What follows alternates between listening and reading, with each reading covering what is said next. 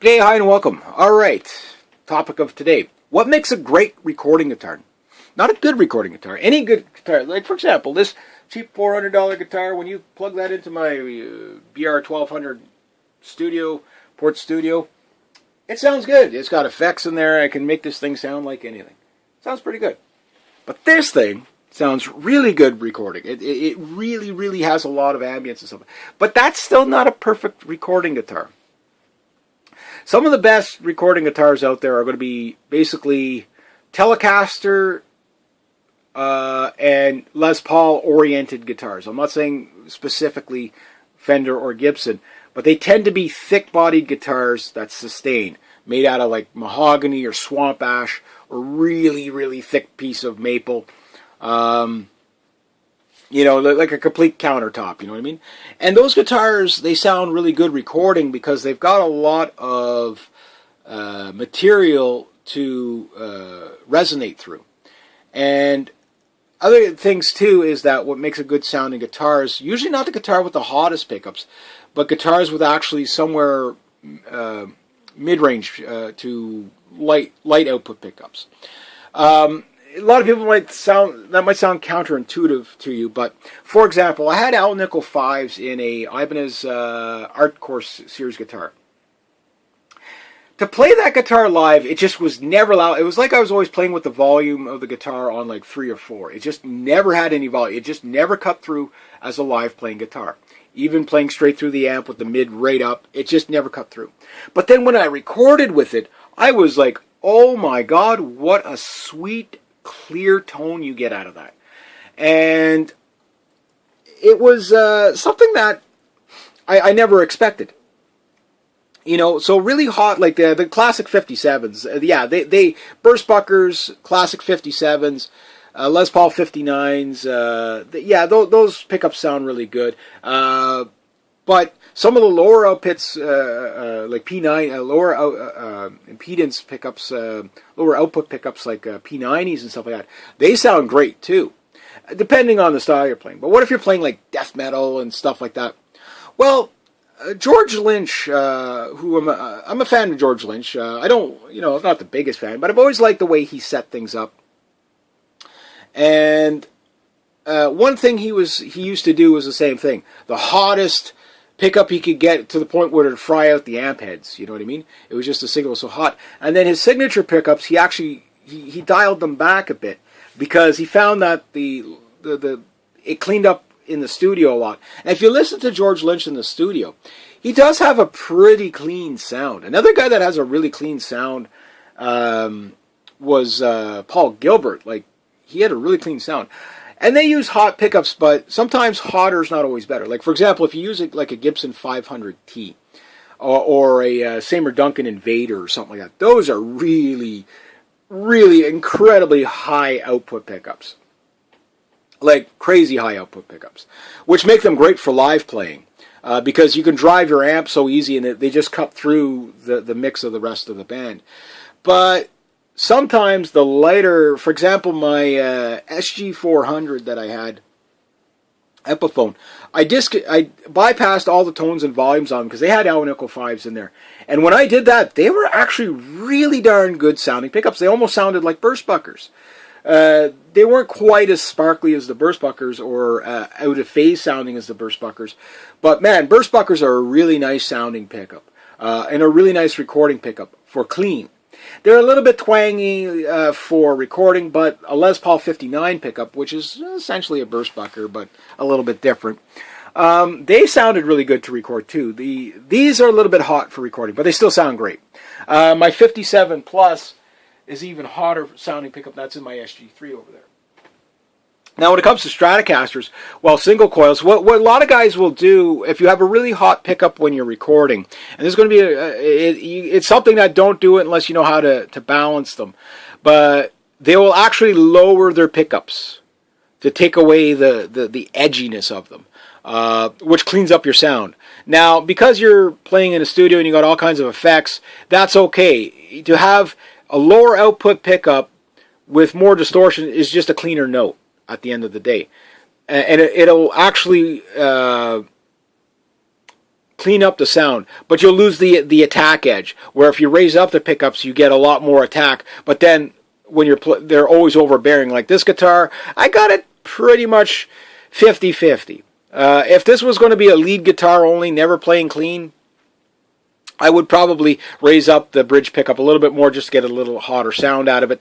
But it also, as you get a hotter sound, you get a darker pickup, meaning it darkens the sound of the pickup. When you get a less hotter pickup, it lightens the sound it brightens the sound of the pickup. So sometimes clearer and brighter is more what you're after. So especially if you're using a lot of effects, you tend to want to clean up the sound a bit more. So tricks you can do if you have a really hot sounding guitar: lower your pickups when you're recording. It'll take you forever to adjust them where you just get that right. But sometimes a pickup that's really hot is just really hot. These are nice center of the road pickups where they're good enough for recording, but they're hot enough for live playing. But other things you look at for a good recording guitar is one that has a lot of shielding. This is where Stratocasters and Telecasters with single coils tend to run into problems. Now, I know what you're probably saying. My guitar doesn't hum or buzz. Record with it. You will find out every guitar in the world, including this one, no matter what you pay for them, hum and buzz. They all do. This is where active pickups tend to win the day because they have hum canceling on it, but they can kind of sound a little artificial. That's why I'm not a big fan of active pickups myself. But you can clean up the sound again a bit more. But a really good recording guitar is going to have lots of grounding in it so that you get the least amount of buzz as possible. Yes, you can use noise canceling and noise gates and stuff like that. Yeah, most like this has a noise gate on it and stuff like that. Sure, to eliminate hum. But then you eliminate the ambience of the natural sound of the guitar too, and it becomes more artificial sounding. So when you get a guitar that doesn't hum hardly at all, and this one's not too bad. Like if you got your fingers on the strings, you don't hear the hum. But also hum is usually when you have a lot of gain. When you're playing clean, like this guitar is really good for recording. It's not phenomenal for recording, but it's really good. I haven't owned a phenomenal recording guitar. The other problem with recording guitars is that, like dedicated recording guitars, is when they know what it is, and they know what they're selling you, and they know what you're looking for. Live guitars are easy to find. You find a guitar that plays well, sounds well, and cuts through, no problem. But finding a good recording guitar, and sometimes you don't have to spend that much.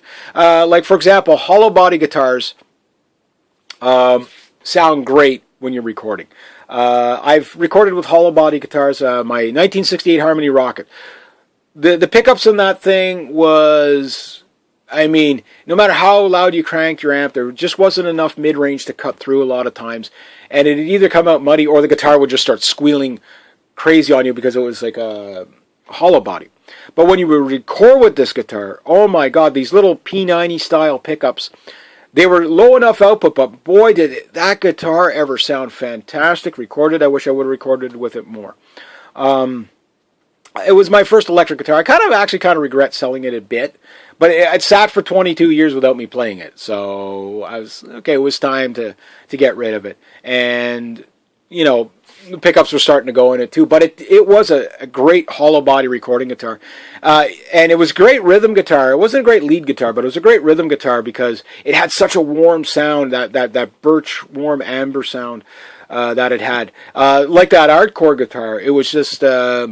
Again, it was nothing spectacular live, but the tonal qualities, it had the bubbly pinginess of a Telecaster, but the warmth of like a hollow body, and it was just, but yet the sound, the quietness of a humbucker. It was a really, so Al Nickel 5s are really good recording pickups, if you ask me. So, if you want a sweeter tone, a brighter tone, a cleaner tone, you want less output. If you want to blow the transistors, you want the hot output. But sometimes you're going for that overbearing, overdrive sound rather than a distorted sound. And that's where hot pickups can kind of give you that little whatever, or you're going for a darker sound. But even like let's say you have a Seymour Duncan Invader or something like that, or a Hot Rails or something like that, you could still lower these down while you're recording to clean them up a bit, but yet you still have tons and tons of output. So just play around with it, and you'll see what you get out of your own guitar. But then that'll give you an idea of what you're looking for your other guitar. Another guitar that I had that was actually a phenomenal, well, not phenomenal, well, it kind of almost was a phenomenal, was my Epiphone, and I don't care what anybody says about Epiphone, they make good stuff. One thing I had was a G1275 double neck. Now, because this guitar was like 2 SGs, and basically this 14 pounds, the size of a dresser, this thing resonated so well that, especially when you were playing the, it had Al Nickel 5s, I believe, for the 12 string, and it had P 490s, 498s or whatever was in the SG standard at the time in the 6 string. And those guitars, I'm not a fan of the 490, the 490s or the 498s or whatever, that much. But because they were a 4-poled pickup, they were good sounding pickups. They were just a little bit, they didn't have the dynamics of the single poles of the classic 57s. They were much more like these pickups here, which actually handle effects very well, and they're like a medium output. But they don't have a lot of dynamic to them. But these pickups had good enough dynamic, but they handled effects very well. So that double neck, because of the guitar being 14 pounds of, a 14-pound dresser, because it had the right pickup combinations, it was a really, really good guitar with it, recording guitar. And I recorded it was a great rhythm recording guitar. There was no doubt about that. But yet, it will never match that Les Paul 69 Les Paul Studio that I played years ago. That thing was a recording guitar, but it was a dedicated recording guitar. And there was another recording guitar I played. It was all metal. I can't remember the brand. It might have been a Washburn. I can't remember. It was a dedicated recording guitar. I think it was like $10,000 new. And I forget who had it, but I remember just playing it. I was just like, my God, this thing weighs like 25 pounds. But it didn't sound that good. I guess the concept was they thought if it was a heavier guitar, it would sustain more and being metal and all that. But it really wasn't that great of a sounding guitar. But it was a cool guitar though.